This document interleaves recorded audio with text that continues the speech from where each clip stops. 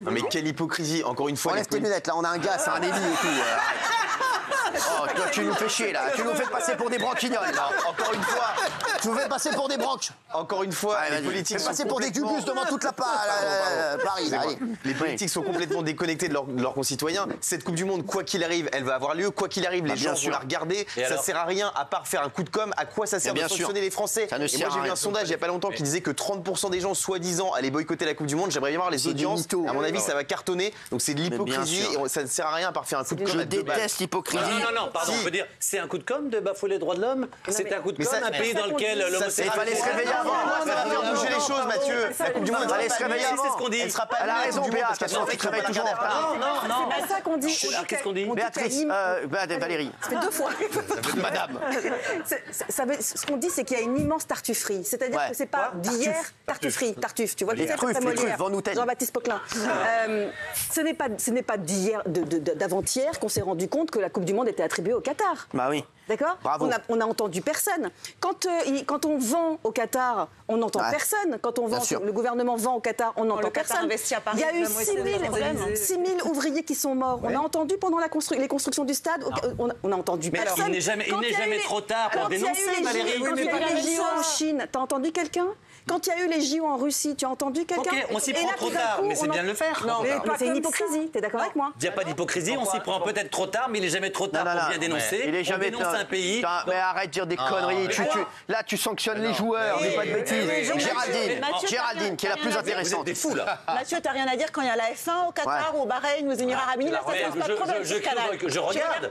Je regarde parce que vous êtes dans la Formule 1. Je suis hystérique que ce soit là-bas. C'est honteux. Il ne faut pas regarder, mais sois cohérent dans vos idées. C'est compliqué parce qu'en plus ça se joue à ça. Mais c'est hyper hypocrite. Et d'ailleurs, j'aurais eu 2 places pour toi l'année prochaine.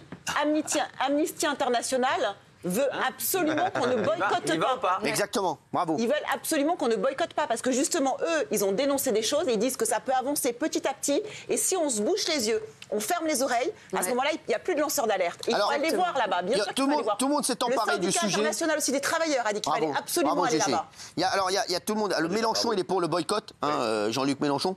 Voilà, il y a Daniel Riolo qui a été excellent. Mais on n'a pas dit que c'est imbécile. On n'a pas dit que ceux qui étaient pour le boycott étaient des imbéciles. Mais juste, ils se réveillent trop tard, ils veulent faire, pour moi, ils veulent faire du buzz. Jean-Luc, c'est le roi du buzz. Arrête, je le connais bien assez bien. Jean-Luc Mélenchon, il s'est dit, là, il y a un buzz à faire avec le Qatar, je vais y aller. Je le connais par cœur. Là, il y en a un, même il y a Vincent Lindon, tiens. Demande-le à lui, tiens, il s'est réveillé, lui. Ça fait des années que je ne l'avais pas vu. Vous savez que, justement, à propos de Vincent Lindon, qu'il a dit que s'il fallait être. Il m'a croisé. Non.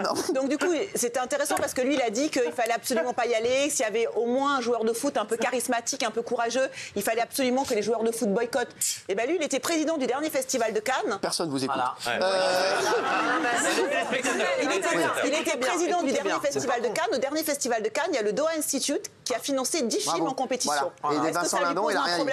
Vincent Lindon, il a rien dit. Donc en fait, c'est à géométrie variable aussi. Il est énervé et il s'occupe plus de critiquer Charles Aznavour hors des dîners que de ça. Et qui allait pas à Cannes? Le Qatar. Pour répondre à Mathieu, le Qatar investit 25 milliards dans l'économie française. Le Qatar, il nous fournit du gaz. Là, on n'entend personne. Et là, on se réveille par opportunisme. Alors, on dit même Castaldi en gaz. Mais oui, la Coupe du Monde, ça va être une grande fête populaire. Une grande fête populaire qui aurait pu unir les gens à regarder des matchs. Et on les en prive uniquement. Votre seul argument, c'est de dire avant on disait rien, alors dire maintenant. Pas du tout. Mathieu, je vais te dire un truc. Il fallait le dire. Il y a 12 ans. Avant. C'est jamais trop tard pour être intelligent. Non, dis pas de conneries. Dans ce cas-là, il fallait pas qu'il leur donne. C'est tout. Voilà. Dans ce cas-là, c'est ça. C'est comme si moi, tu vas me donner un jouet et je vais jouer toute la journée et je vais te faire chier. Tu me dis, je vais te le reprendre. Enfin, c'est un mauvais exemple. Et en plus, c'est une fake news. Les stades ne seront pas climatisés parce qu'il ne fera pas du tout trop chaud et donc ils ne seront pas climatisés. Non, mais il y a eu cette courbe, cette hypocrisie, parce qu'il y a eu cette courbe. On disait, c'est dramatique, il y a 500 morts. C'est dramatique, il y a 1000 morts. Personne n'a bougé. C'est dramatique, il y a 1000 morts. On en est à 6 000 en plus. Depuis des ans. C'est dramatique, on en est à 3000 morts. Tout le monde s'en foutait, tout le monde en avait rien à foutre. C'est dramatique, il y a 5000 morts. Tout le monde s'en foutait. Et là, ils nous sortent l'argument, il y a 6000 morts. Ils ne sont pas venus en un jour, les 6000 morts. Ils n'ont pas bougé avant. Je peux dire un dernier mot quand même. Non, ça sera ton dernier mot de toute l'émission. Il y a encore un an. On va en parler après. Il y a Émile qui va arriver. Il y a encore un an, toutes les chaînes, TF1, tout ça, et moi je suis producteur, ils m'appelaient pour dire faites des trucs sur Dubaï, vendez le Qatar, vendez les Émirats à fond. Nous on t'a demandé ça, Non, oui, j'en ai fait pour C8 aussi. Non. Et toi aussi. Je te le dis, non, pas du tout. Si, je vous le dis, je l'ai l'ai pas validé, donc je te le dis. Ah, vous avez raison, je vais pour TF1. Je l'ai pas validé. Est-ce que je l'ai validé? Non. Voilà.